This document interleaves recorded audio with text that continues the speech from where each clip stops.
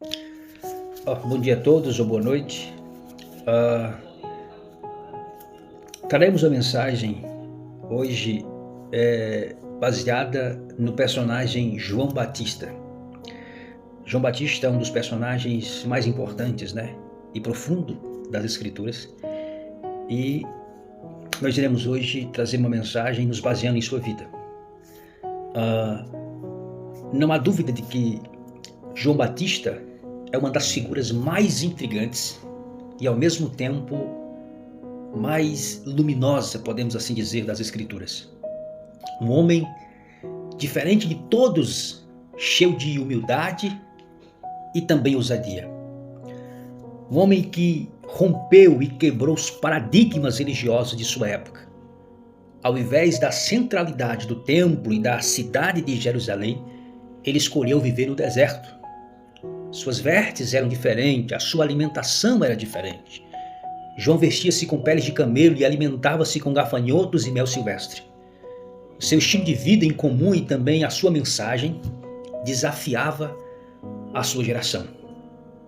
No livro de Lucas, no capítulo 1, em versículos 11, 12 e 13, está escrito assim: que o anjo do Senhor apareceu a Zacarias à direita do altar do incenso. E quando Zacarias viu o anjo, ficou assustado e dominado pelo medo.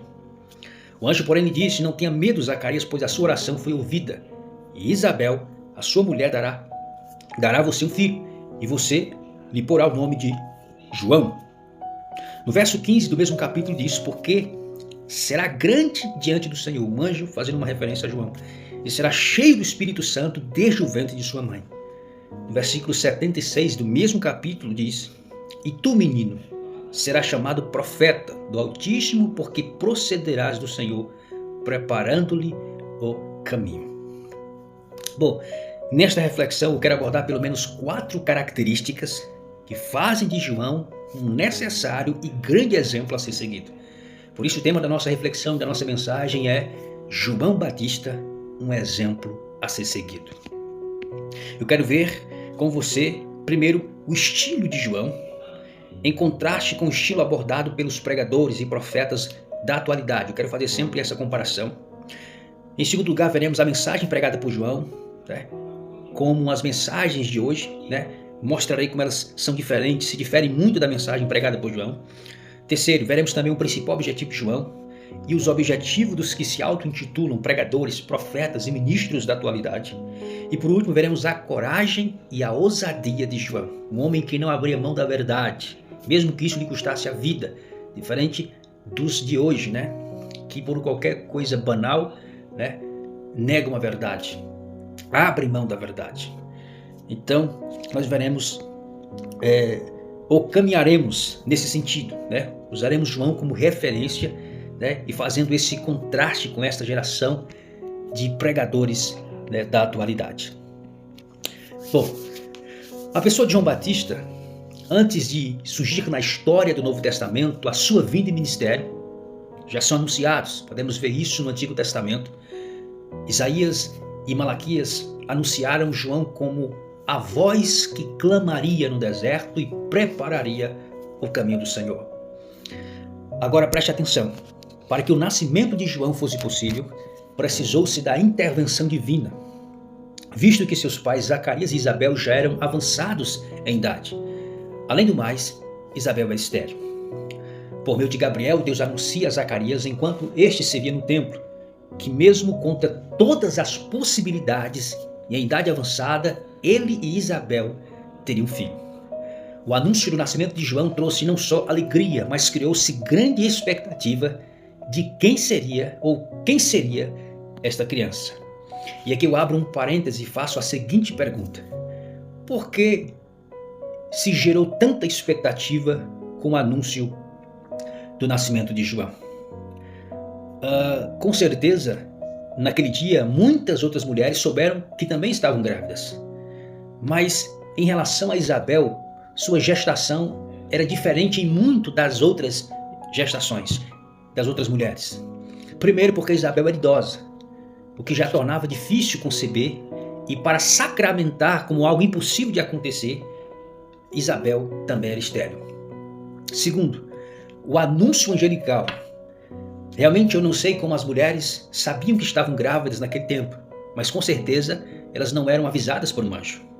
Já Zacarias e Isabel receberam essa importante notícia da boca de um anjo do Senhor.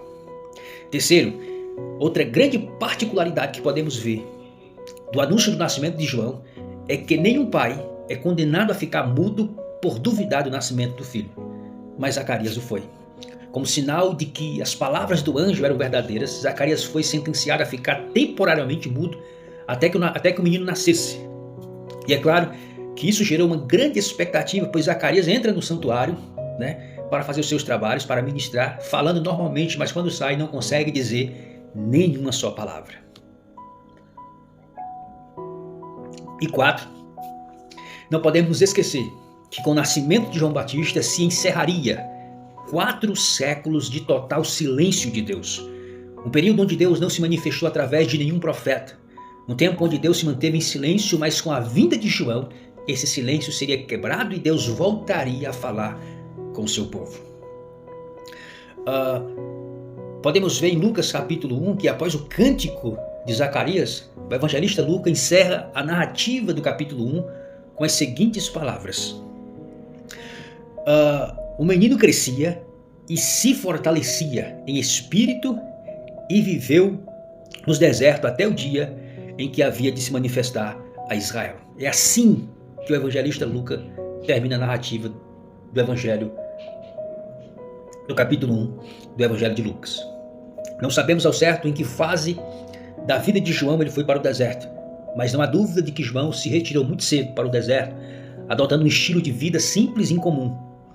Ali, ele seria a voz profética que despertaria o povo para o arrependimento. No deserto, ele seria o servo de Deus que prepararia o caminho para o Filho de Deus. Após essas considerações, eu quero ver com você agora as 4 características que fazem de João Batista um exemplo a ser seguido. Um exemplo a ser seguido por esta geração. Primeiro, quero falar sobre o estilo adotado por João, o estilo de vida de João. João Batista escolheu o deserto não só como forma de cumprir o que foi dito ao seu respeito, que ele seria a voz que clamaria no deserto. João escolheu viver no deserto porque o deserto seria o local mais indicado para que ele pudesse cumprir fielmente a missão que lhe foi dada. Para ficar longe da influência religiosa corrompida da cidade. João escolheu o deserto para ficar longe de qualquer coisa que o distraísse de cumprir fielmente a obra que lhe foi confiada. Enquanto João fugia da visibilidade e se distanciava de tudo aquilo que pudesse lhe distrair, muitos pregadores hoje, os modernos, fazem o oposto. Buscam plataformas, reconhecimento, números, seguidores e influência pública. Essa é a diferença de João para os pregadores de hoje. Conforto excessivo, prestígio, privilégio, vida de celebridade e até luxos incompatíveis com o espírito do Evangelho. É a marca dos pregadores de hoje. Se quisermos ter acesso aos famosos pregadores de hoje, há toda uma assessoria que você precisa atravessar, que são responsáveis de passar todas as informações de como podemos contratar os serviços de tais pregadores. É difícil de até acreditar, mas hoje os pregadores têm se tornado como um produto, que você compra, que você paga. Eles estipulam valores. Essa é a diferença deles para João Batista. Segundo, eu quero ver com você a mensagem de João Batista.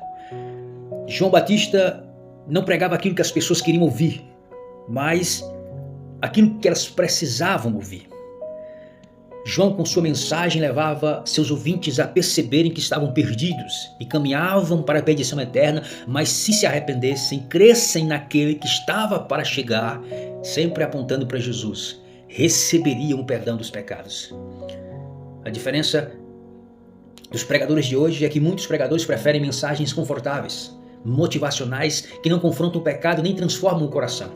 Ou seja, o que é posto diante dos ouvintes hoje é uma forma de terapia espiritual. Um evangelho light que nos leva a nos concentrarmos em nós mesmos, em nossa egocêntrica vontade. Um evangelho que prepara as pessoas para o aqui e o agora, sem considerar a eternidade.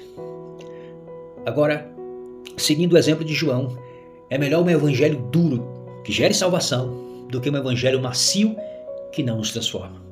A mensagem de João era: arrependei-vos porque é chegado o reino dos céus.